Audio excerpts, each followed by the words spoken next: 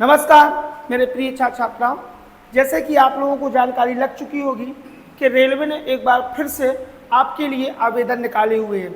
इससे आपको ये फायदा होगा कि एक उचित समय में आप इसे आवेदन करें और एक बेहतरीन तैयारी करें, जिससे कि एक सरकारी नौकरी आपको प्राप्त हो जाए और आपका भविष्य उज्ज्वल हो सके। इसके संबंध में एनटीपीसी के संबंध में जो भर्तियाँ निकली हैं उसके लिए हम एक छोटी सी जानकारी आपके लिए लाए हैं। सबसे पहले आपको जानने की आवश्यकता है कि ये पब्लिक कब हुआ है। ये पब्लिक हुआ है आपका 20/9/2024 को।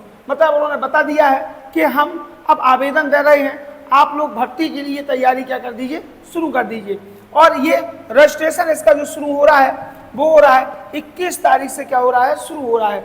तो ध्यान रखें, आपको 21 तारीख से इसके आवेदन भरना क्या हो जाएंगे, शुरू हो जाएंगे। आप सभी को आवेदन करना है और इसके बाद आपको देखना है कि जो इसकी रजिस्ट्रेशन की लास्ट डेट है, लास्ट डेट जो है वो 20/10/2024 तक, 20/10/2024 तक आपकी ये लास्ट डेट रहेगी।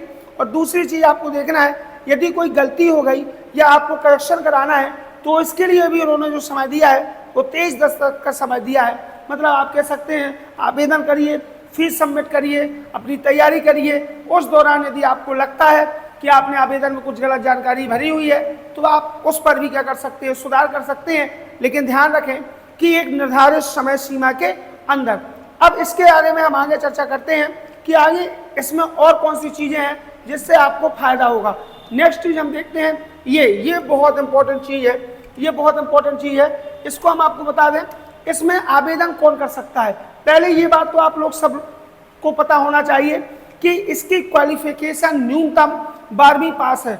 मतलब हर वह छात्र छात्रा जिन्होंने 12वीं की परीक्षा उत्तीर्ण कर ली है वो सभी इस वैकेंसी में आवेदन कर सकता है। इसके बाद हम बताते हैं कि ये जो एज लिमिट है, एज लिमिट दी गई है।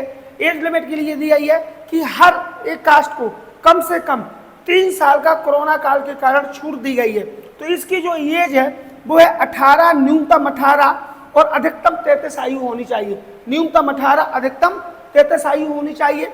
अब जनरल और ईडब्ल्यूएस के लिए उन्होंने बताया, ओबीसी के लिए बताया, एससी एसटी के लिए क्या बताया, उन्होंने बताया कि जिनका जन्म 2/1/1992 के बाद हुआ है, ऐसे सभी जनरल ईडब्ल्यूएस वाले इस पर आवेदन कर सकते हैं।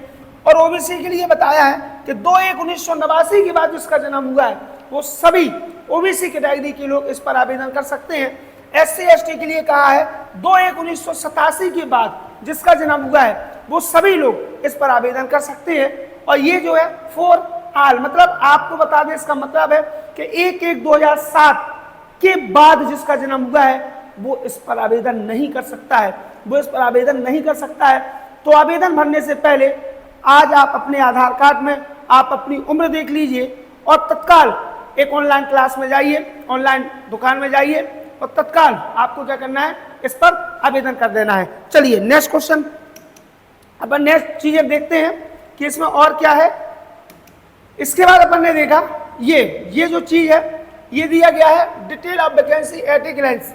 इसके बारे में बताया गया है कि कैसी आपकी वेतन होगी, कितने साल आपके न्यूनतम होंगे और अधिकतम होंगे, इनके बारे में ये चीजें बताई गई हैं। ठीक है, देखिए इसमें है टिकट क्लर्क, कम टाइपिस्ट क्लर्क।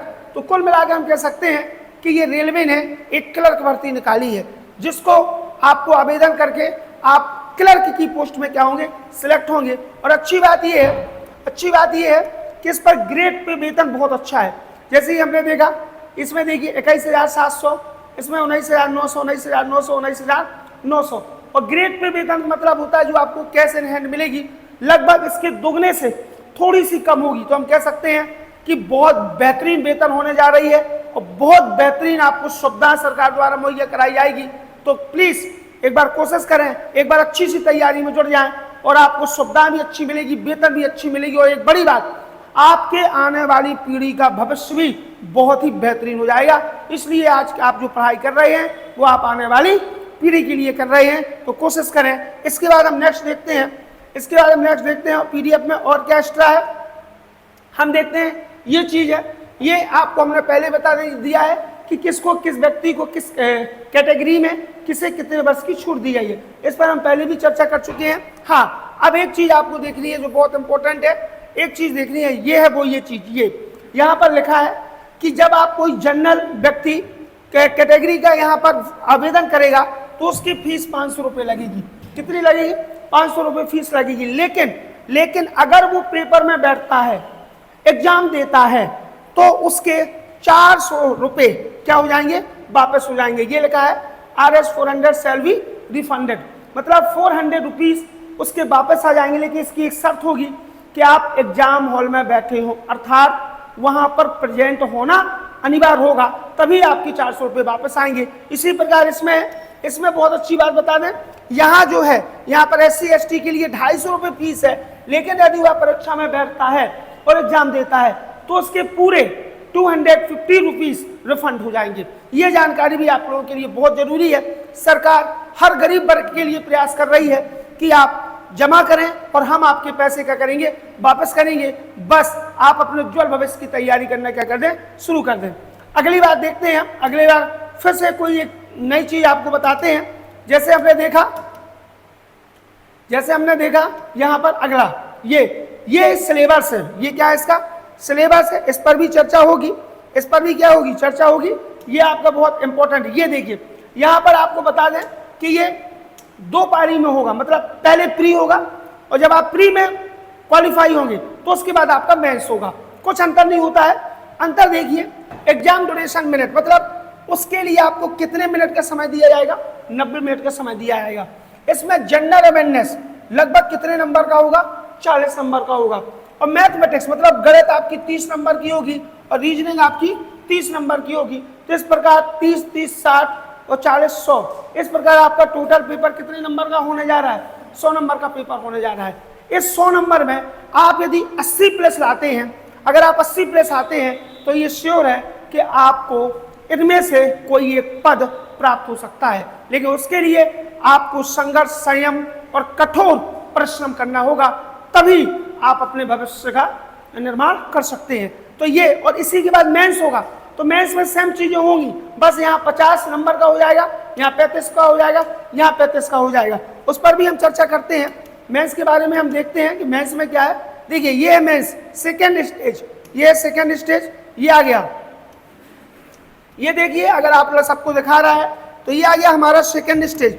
सेकेंड स्टेज में उन्होंने क्या दिया कि जो पेपर होगा आपका उसकी ड्यूरेशन 90 मिनट ही होगी। जनरल अवेयरनेस 50 नंबर का हो जाएगा, मैथमेटिक्स 35 नंबर की हो जाएगी और जनरल रीजनिंग भी कितने नंबर की हो जाएगी? 35 नंबर की हो जाएगी। तो ये पहले आपका प्री होगा, इसके बाद आपका मेंस होगा और एक बहुत अच्छी तैयारी के साथ आप इसे कर सकते हैं। इसमें आपकी बहुत सी ऐसी जानकारी मिलेगी जो आपको हो सकता है कि आपके पास पहुंच ना पाई हो, लेकिन आपको ये पहुंचना दूसरों तक पहुंचाना पड़ेगा। इस चीज को ध्यान रखना। इस वीडियो को शेयर जरूर करें, क्योंकि गांव में बैठे लोगों को अभी ये जानकारी ही नहीं है कि कैसी कैसी वैकेंसी आ रही है। तो हम आशा करते हैं कि आप इस राशि को, इस वीडियो को बहुत से ज़्यादा लोगों को क्या करेंगे? शेयर करेंगे। इस चीज़ को ध्यान रखना।